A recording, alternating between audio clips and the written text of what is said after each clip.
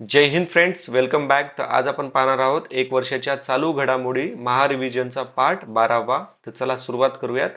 57व्या Oscar पुरस्कार सोहळ्यात सर्वाधिक पुरस्कार कोणत्या चित्रपटाने जिंकले? Which film won the highest number of award at 97th academy award 2025? तर याचं उत्तर आहे अनोरा चित्रपटाने 5 ऑस्कर पुरस्कार जिंकलेले आहेत. ठीक आहे. द ब्रुटलिस्ट अभिनेता व संगीत पुरस्कार, एमिलिया यांनी सहाय्यक अभिनेत्री, ड्यून 2 या चित्रपटाने दृश्यात्मक परिणाम व ध्वनी याच्यासाठी अवॉर्ड मिळालेला आहे.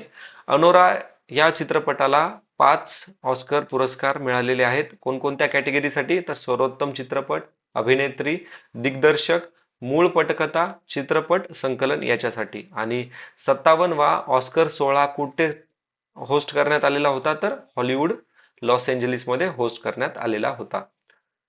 पुढचा प्रश्न आहे, 57व्या ऑस्कर पुरस्कार सोहळ्याचे आयोजन करणारी संस्था आणि सोहळ्याचे होस्ट कोण होते?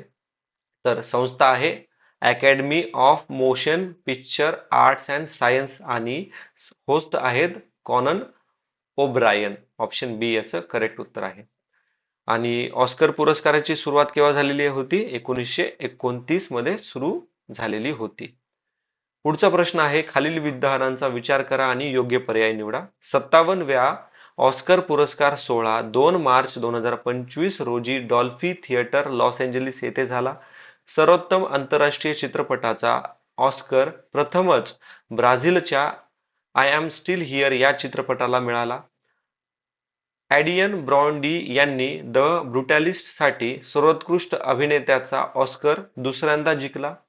I am not a robot या चित्रपटाला सर्वोत्तम परभाषिक चित्रपटाचा पुरस्कार मिळाला. तर योग्य विधान कोणतं ते विचारलंय आपल्याला. ठीक आहे.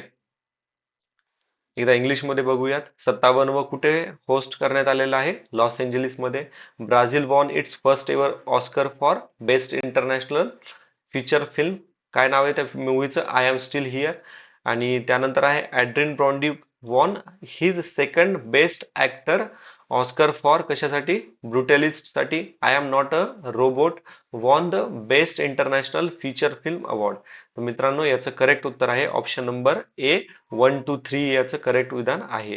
ठीक आहे. आणि I am not a robot या चित्रपटाने कोणता अवॉर्ड जिंकलेला आहे मग? तर त्यांनी जिंकलेला आहे best live action short film हा अवॉर्ड जिंकलेला आहे. ओके. आता आपण थोडं रिकॅप बघूयात ऑस्करचा. जसं की सर्वोत्तम चित्रपट कोणाला मिळालेला आहे? अनोरा या मूवीला. सर्वोत्तम अभिनेता कोण? अँड्रियन ब्रॉन्डी. 2 वेळेस ऑस्कर जिंकलेले आहेत. कोणता मूवी आहे त्यांचा? द ब्रुटॅलिस्ट. सर्वोत्तम अभिनेत्री कोण? मायकी मॅडिसन. कशासाठी? अनोरा. सर्वोत्तम दिग्दर्शन शॉन बेकर. अनोरासाठीच. सहाय्यक अभिनेत्री कोण होत्या? झोई सालाना. कोणत्यासाठी? एमिलिया पॅरेज. ठीक आहे. झोई सालाना या मूवीसाठी एमिलिना पॅरेज. सर्वोत्तम सहाय्यक अभिनेता कोण? Kieran Culkin. कशासाठी? Real pain. ओके. त्यानंतर सर्वोत्तम आंतरराष्ट्रीय चित्रपट कोणता ठरलेला आहे? I am still here. आणि हा ब्राझीलचा पहिला ऑस्कर विनर मूवी आहे. त्यानंतर लक्षात ठेवायचं आपल्याला, अॅनिमेटेड मूवी कोणता आहे सर्वोत्कृष्ट? तर फ्लो हा सर्वोत्कृष्ट अॅनिमेटेड मूवी आहे. सर्वोत्तम दृश्यात्मक परिणाम कोणाला मिळालेला आहे? ड्यून भाग 2 ला. आणि सर्वोत्तम ध्वनी ड्यून भाग 2 लाच मिळालेला आहे. आणि सर्वोत्तम अॅनिमेटेड लघुपट कोणाला मिळालेला आहे? तर in the shadow of the cypress. ठीक आहे. In the shadow of the cypress. इथे थोडंसं महत्वाचे मुद्दे येत आहेत. जसं की 97व एडिशन झालं. ठिकाण हॉलिवूड लॉस एंजेलिस. पुरस्काराची अकॅडमी कोणती? Academy of motion picture arts and science. Host आहेत कॉनन ओब्रॉयन. अॅनोराला 5 चित्रपट मिळालेले आहेत सर्वात जास्त. आणि ऑस्कर जिंकणारे पहिले कृष्णवर्णीय वेशभूषाकार कोण आहेत? तर पॉल टॅझवेल. ठीक आहे. पॉल टॅझवेल हे होते.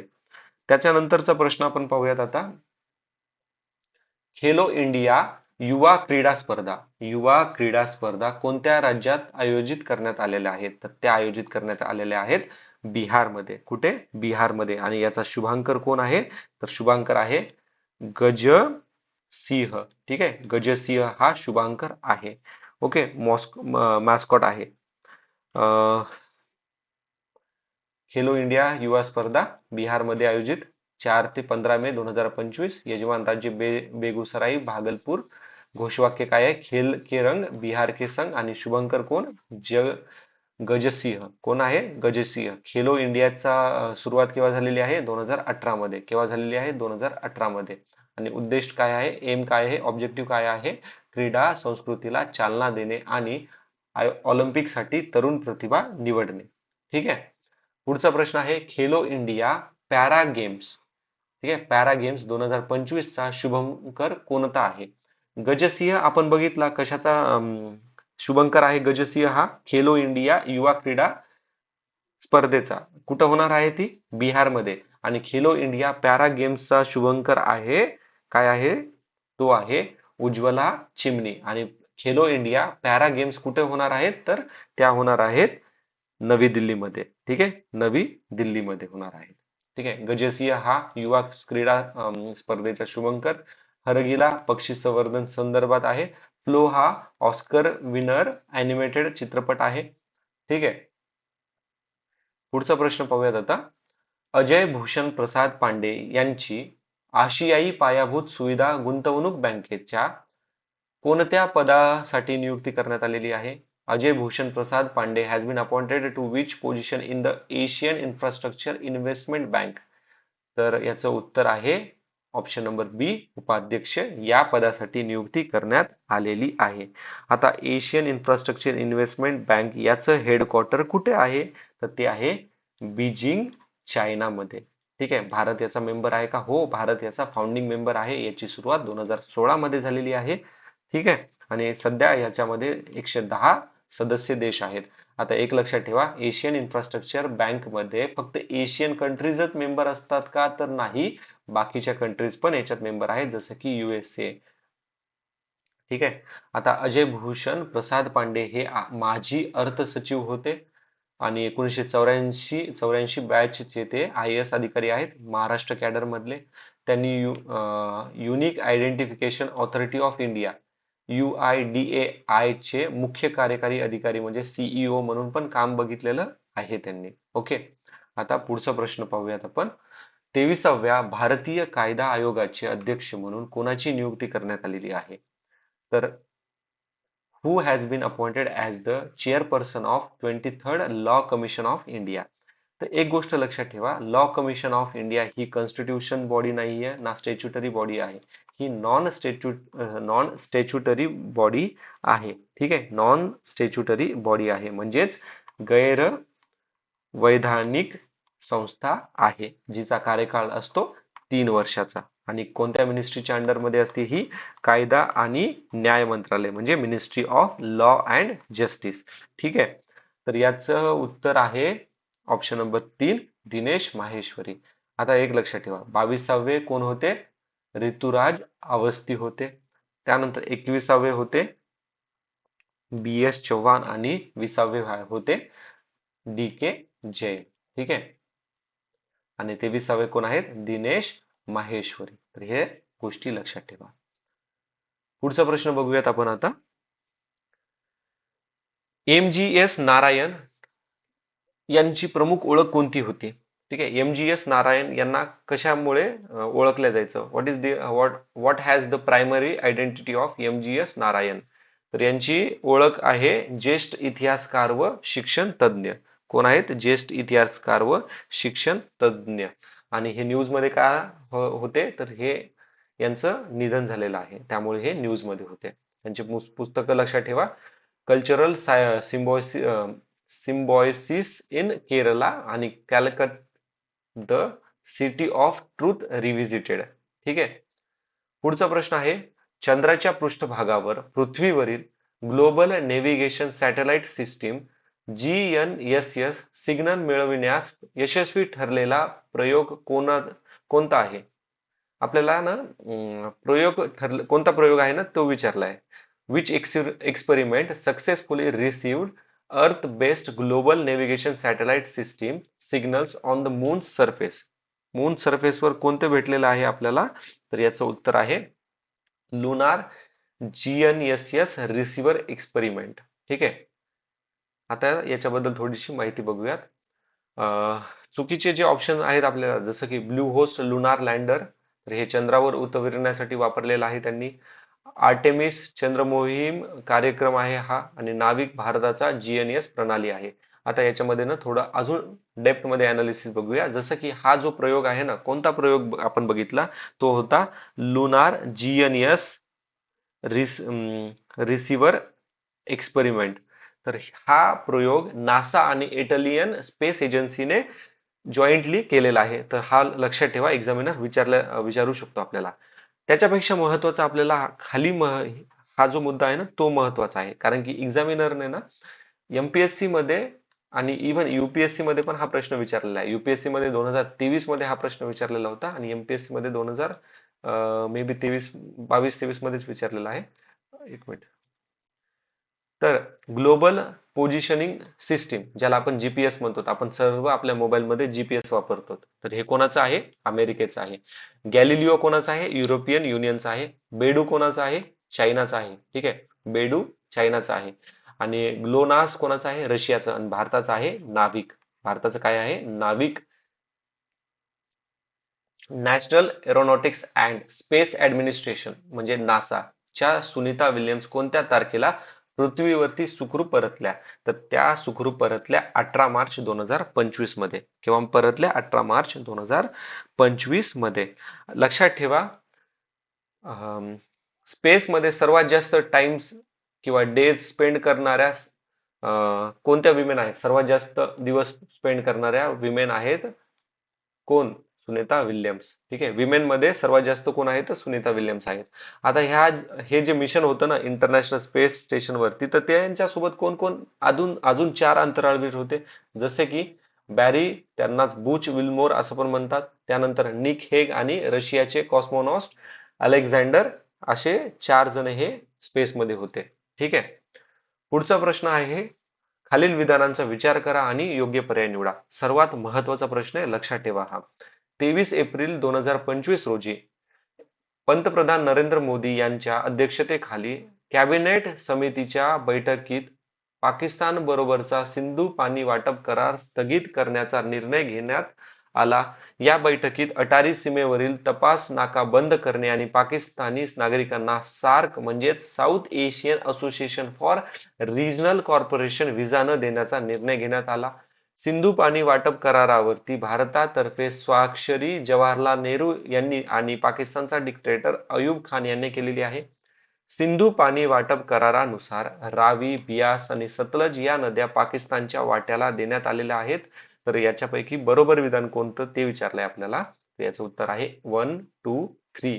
Option A is the correct answer. आता मित्रांनो, एक लक्षात ठेवा, कंबाईन 2020 मध्ये ना स्टॅटिक पार्ट मध्ये आपल्याला हा प्रश्न विचारलेला आहे. इव्हन तुम्ही बघू शकतात, आपण परवाच्या लेक्चर मध्येच याच्याबद्दल डिस्कस केलेला आहे. इव्हन एमपीएससी 2025 मध्ये पण आपल्याला याच्यावरती प्रश्न विचारलेला आहे. त्याच्यामुळे हा मुद्दा महत्वाचा आहे आपल्याला. तर लक्षात ठेवा, सिंध पाणी ही जी इंडस वॉटर ट्रीटी झालेली आहे, याला मध्यस्थी कोणी केली होती? तो वर्ल्ड बँकने मध्यस्थी केलेली आहे. कोणी केलेली आहे? वर्ल्ड बँकने. आणि यावर स्वाक्षरी केव्हा झाली? 1960 मध्ये झाली. त्यामुळे याला काय म्हणतात? Indus water treaty 1960. आणि ठिकाण कुठे स्वाक्षरी झाली? तर ही कराची मध्ये झालेली आहे. ठीक आहे, कराची मध्ये झालेली आहे. तर अं, पाकिस्तानकडे कोणकोणत्या नद्याचा प्रवाह देण्याचं ठरवण्यात आलेलं होतं? त्या आहेत सिंधू नदी, नंतर झेलम आणि चेनाब. ठीक आहे, कोणती? चेनाब. ठीक आहे, तर ह्या गोष्टी लक्षात ठेवा, महत्वाच्या आहेत आपल्याला. हम्म. इंडियन सायबर क्राईम कोऑर्डिनेशन सेंटरला मनी लॉन्ड्रिंग प्रतिबंधक कायदा अंतर्गत कोणत्या कलमान्वये संस्थाच्या यादीत समाविष्ट करण्यात आला आहे? Under which section of the prevention of money laundering act was the Indian cyber crime coordination centre include as a notified agency? तर हा प्रश्न ऍज इट इज पाठ करा, महत्वाचा आहे. तर याचं उत्तर आहे कलम नंबर 66. कलम नंबर 66. आता कलम नंबर 12 मध्ये नोंद व अहवाल देण्याची तरतूद मेन्शन केलेला आहे. 45 मध्ये जमिनीशी संबंधित तरतुदी आहेत आणि कलम नंबर 72 मध्ये माहिती उघड करण्यावरती निर्बंध लावलेले आहेत त्यांनी. ठीक आहे, तर ह्या गोष्टी लक्षात ठेवा. आता आपण पाहूयात पुढचा प्रश्न. हा एक लक्षात ठेवा, ऑक्टोबर 2023 मध्ये गुगलने 40C सोबत डीजी कवच सुविधा सुरू केलेली आहे. ठीक आहे, डीजी कवच सुविधा सुरू केलेली आहे. आणि कोणत्या संस्थेच्या अंतर्गत येते हे? तर गृह मंत्रालयाच्या अंतर्गत येते. पुढचा प्रश्न आहे, टाईप 5 मधुमेह हा स्वतंत्र आजार म्हणून अधिकृत मान्यता कोणी दिलेली आहे? Which organization officially recognize type 5 diabetes as a distinct disease category? तर कोणी दिलेलं आहे हे? तर हे दिलेलं आहे आंतरराष्ट्रीय मधुमेह महासंघ, म्हणजे इंटरनॅशनल डायबिटीज फेडरेशन. ओके, याच्यामध्ये बघूयात, 7 एप्रिल 2025 रोजी बँकॉक येथे झालेल्या 75व्या मधुमेह जागतिक काँग्रेसमध्ये हा डिसिजन घेण्यात आलेला होता. इंटरनॅशनल डायबिटीज फेडरेशन IDF ने टाईप 5 मधुमेह स्वतंत्र आजार म्हणून मान्यता दिली. टाईप 5 डायबिटीज हा शब्द कोणी कॉइन केलेला आहे? तर IDF चे अध्यक्ष प्रोफेसर पीटर श्वास यांनी केलेला आहे. ठीक आहे, पीटर श्वास.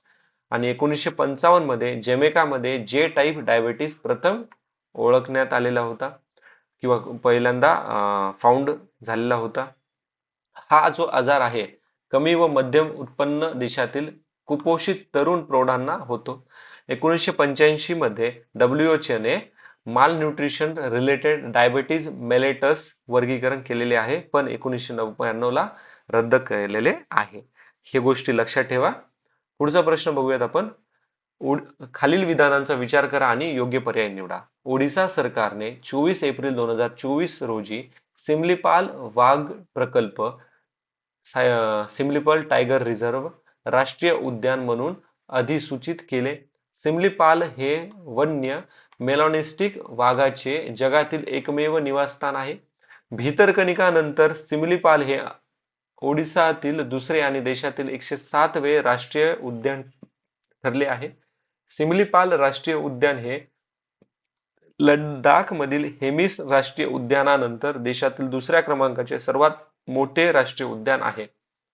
ठीक आहे, तर याचं करेक्ट उत्तर आहे ऑप्शन नंबर 1. 1, 2, 3 हे तिन्ही बरोबर आहेत. इवन चौथं पण बरोबर आहे, पण चौथं अर्ध बरोबर आहे. ठीक आहे, कारण की सिमलीपाल राष्ट्रीय उद्यान हे लडाख मधील हेमिस राष्ट्रीय उद्यानानंतर लडाख मधील जे हेमिस राष्ट्रीय उद्यान पार्क आहे ना, तर हे भारतातील सर्वात मोठं राष्ट्रीय उद्यान आहे, पण सिमलीपाल हे 2 नंबरचं सर्वात मोठं उद्यान नाहीये. तर लक्षात ठेवा, आन्सर आहे 1, 2, 3.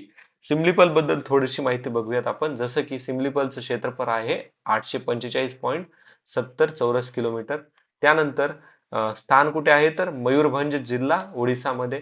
येथे सुमारे 40 रॉयल बेंगॉल वाघ आणि ओडिसातील सुमारे 25% हत्तीची संख्या इथेच आपल्याला पाहायला मिळते. 104 ऑर्किड प्रजाती पण आपल्याला इथेच पाहायला मिळतात. आणि विशेष म्हणजे इथे सिमलीपाल मधील वाघामध्ये मेलॅनिनचे प्रमाण जास्त असल्याने त्यांना सुडो मेलॅनिस्टिक असे म्हटले जाते. ठीक आहे, आणि मेलॅनिन हा असा पदार्थ आहे ज्यामुळे आपल्या बॉडीचा कलर डिसाइड होतो. ठीक आहे,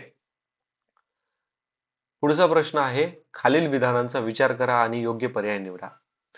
ठीक आहे, योग्य पर्याय निवडा असं म्हटलंय त्यांनी. आणि महत्वाचा प्रश्न आहे, मानव विकास निर्देशांक ह्युमन डेव्हलपमेंट इंडेक्स HDI अहवाल 2025 हा 6 मे 2025 रोजी जाहीर झाला. भारताचा ह्युमन डेव्हलपमेंट इंडेक्स HDI 2025 मध्ये क्रमांक 130 असून ह्युमन डेव्हलपमेंट इंडेक्स मूल्य 0.685 आहे. भारताचा समावेश उच्च मानव विकास म्हणजे हाय ह्युमन डेव्हलपमेंट गटात करण्यात आला आहे. मागील ह्युमन डेव्हलपमेंट इंडेक्स अहवालात भारताचा 133वा रँक होता.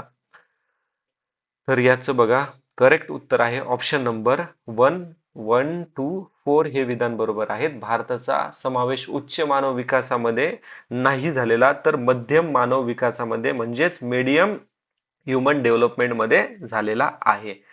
आणि भारताचं सरासरी आयुमान किती आहे? 72 वर्ष. ठीक आहे, 72 वर्ष आहे. आणि या अहवालाची थीम काय होती? A matter of choice, people and possibilities in the age of AI. Okay. दरडोई राष्ट्रीय उत्पन्न किती आहे? 900 9,046.76 अमेरिकन डॉलर आहे. भारतासह बांगलादेशचा पण रँक 130वा आहे. भारताचा गतवर्षी किती रँक होता? 133वा होता. आता भारताचे जे शेजारी आहेत त्यांच्याबद्दल बघूया. जसं की चीनचा रँक आहे 78, श्रीलंका 89, भूटान आहे 125, बांगलादेश आहे 130, पाकिस्तान 168. खालचा मुद्दा लक्षात ठेवा. जेंडर डेव्हलपमेंट इंडेक्स GDI मध्ये भारत 102व्या स्थानी आहे. कितव्या स्थानी आहे? 102व्या स्थानी आहे. पुढचा प्रश्न बघूयात आता. एका राज्यात एकाच प्रादेशिक ग्रामीण bank, one state one regional rural bank या धोरणानुसार एकत्रीकरण किती राज्यामध्ये करण्यात येणार आहे? Under the one state one regional rural bank RRB policy consolidation will take place in how many state? तर हे किती राज्यामध्ये होणार आहे? तर 11 राज्यामध्ये होणार आहेत. आता आपण रिजनल रुरल बँक बद्दल थोडी माहिती बघूयात. आणि 11 कोणती राज्य आहेत ही? तर आंध्र प्रदेश, UP, बिहार, पश्चिम बंगाल, गुजरात, जम्मू आणि काश्मीर, कर्नाटक, मध्य प्रदेश, महाराष्ट्र, ओडिसा आणि राजस्थान. ठीक आहे. रिजनल रुरल बँकची स्थापना 1975 मध्ये झाली. कायदा कोणता आहे? Regional rural bank act 1976. कोणत्या कमिटीने शिफारस केलेली होती? महत्वाचा प्रश्न आहे मित्रांनो हा. नरसिंह कमिटी. आणि नियमन कोणी केलेलं आहे? RBI. आणि पर्यवेक्षक कोण आहेत याचे? पर्यवेक्षक आहेत, सुपरवायझर आहेत NABARD, national bank for agriculture and rural development. Okay मित्रांनो.